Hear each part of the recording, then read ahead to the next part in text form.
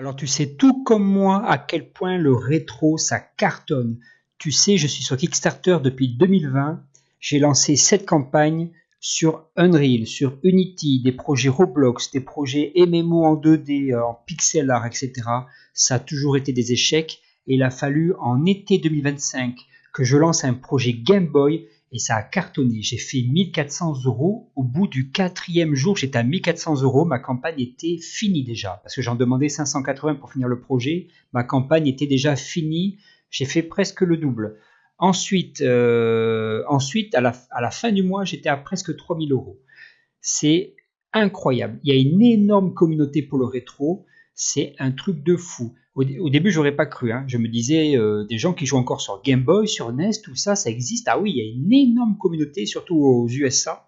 Moi, je l'ai vu sur ma campagne. La plupart des donateurs venaient des États-Unis, mais j'en avais d'un peu partout. Sinon, j'en avais un petit peu de France, j'en avais du Japon, j'en avais beaucoup des USA, mais un truc de malade. Et là, j'ai demandé à Grok de me faire ce petit PDF que nous allons lire ensemble. Il y a un tableau avec des données, tout ça, tu vois, c'est très intéressant.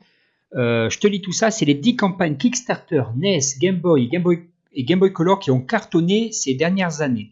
Les plus gros succès Homebrew rétro en euros ces dernières années, parce que je lui ai demandé de me donner les chiffres en euros. Le monde du Homebrew sur NES, Game Boy et Game Boy Color explose grâce à Kickstarter. Ça, c'est vrai, c'est un truc de fou. Je vous le montre tous les jours, enfin tous les jours, façon de parler. J'essaie de vous le montrer le plus souvent possible sur cette chaîne. À chaque fois, quand je m'amuse à défiler moi, les dernières campagnes qui ont été mises en ligne par les gens, par les développeurs, les studios, etc., je me rends compte à quel point il y a les jeux rétro, c'est 100% sûr, quoi. 100% sûr. Alors sur Homebrew Factory, moins, parce que le site n'est pas encore très connu. Il n'a qu'un mois d'existence. Les gens le connaissent pas. Enfin, la plupart des gens ne connaissent pas Homebrew Factory. Donc, il y a des campagnes qui font des échecs parfois. Mais sur Kickstarter, ça cartonne à 100% à chaque fois. C'est un truc de malade. Introduction. Des devs indépendants lèvent des dizaines, voire centaines de milliers d'euros pour produire de vrais jeux physiques. Voici le top 10 des campagnes qui ont le plus rapporté récemment, montant converti approximativement en euros, taux de l'époque. Donc à prendre en compte, mais bon. 200 000 €, un RPG ultra ambitieux pour la NES, une des plus grosses levées récentes, année 2024. Infinity, Game Boy Color, Tactical RPG. Là, on n'est pas loin des 300 000 €. C'était au Canada, apparemment, parce que je vois que la monnaie, c'était les dollars canadiens. 3000 backers, 3400. Résurrection d'un jeu Game Boy Color abandonné il y a 20 ans. Énorme succès sur Game Boy Color, année 2021. Micromage, ah oui, j'ai vu passer ce projet. Je ne sais plus si j'ai donné pour ce projet.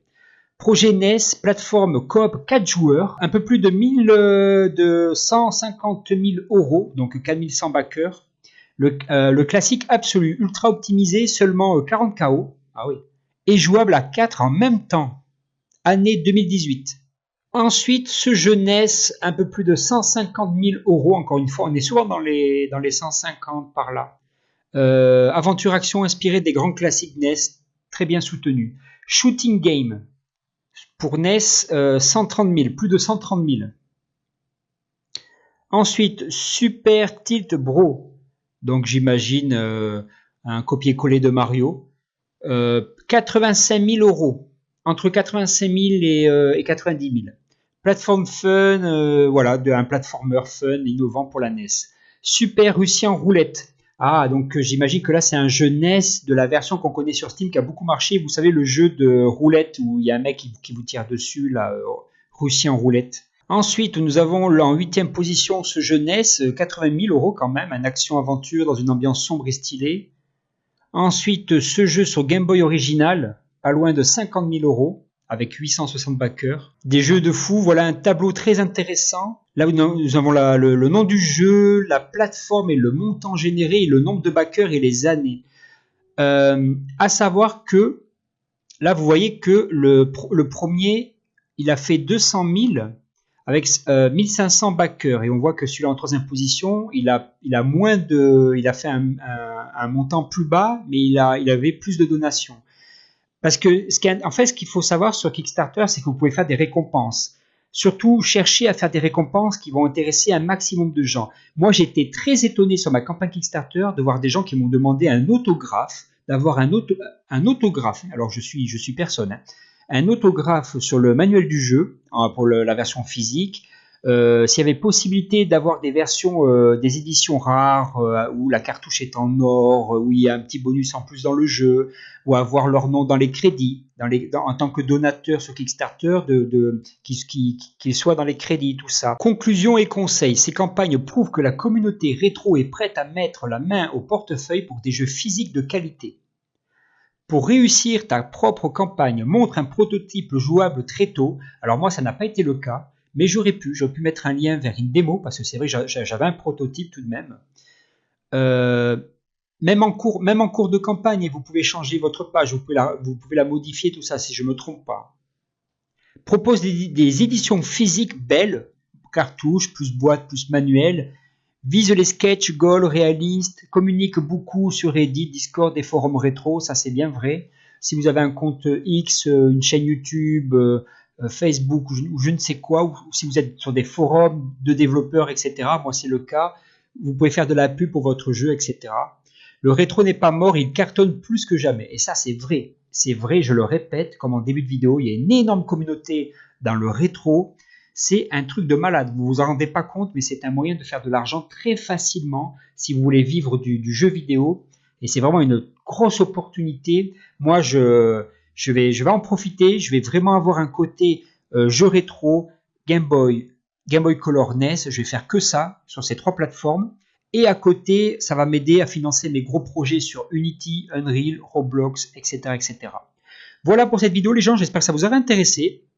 J'espère que vous aurez appris des choses sur cette vidéo au niveau des sommes qu'on peut faire sur Kickstarter. Vous vous en rendez pas compte, mais c'est un truc de malade. Et moi, j'ai fait presque 3000 € sur une campagne que j'ai réalisée en 5 minutes. Hein. Mais vraiment en 5 minutes. J'ai mis quelques screens. Je le montre sur d'autres vidéos, sur des vidéos précédentes sur la chaîne. J'ai mis quelques screens, un dessin, j'ai du texte, un petit peu de texte, terminé. Voilà. Les récompenses, c'était version digitale, la cartouche, ou la boîte complète avec le manuel, blablabla, blablabla. Terminé. J'ai fait presque 3000 €. Alors si j'avais pris mon temps, j'avais ajouté plus de photos, des vidéos, peut-être le lien vers une vidéo de trailer, une démo, etc., j'aurais fait combien? J'aurais fait 10 000 balles? Qui sait? En tout cas, je vous laisse là-dessus les gens, peut-être que ça va vous donner des idées. Si vous aussi voulez faire de l'argent sur Kickstarter, j'ai une formation en description. Si vraiment vous voulez vous lancer là-dedans, même si vous n'êtes pas développeur, hein, Moi, par exemple, je suis game designer sur les Game Boy Color et NES. Je ne suis que game designer. Ça veut dire que moi, je mets en place l'histoire du jeu, quels vont être les personnages, le style graphique, etc. En gros, vous êtes chef de projet. Et ensuite, je délègue à des freelances sur Fiverr, mais je montre tout ça dans ma formation. Je délègue tout ça à un développeur sur Game Boy Studio, tout ça, machin, sur GB Studio, un dessinateur, des gens qui savent toucher un peu au graphisme, etc. Et le dernier projet que j'ai lancé sur Homebrew Factory, il m'a coûté 60 €.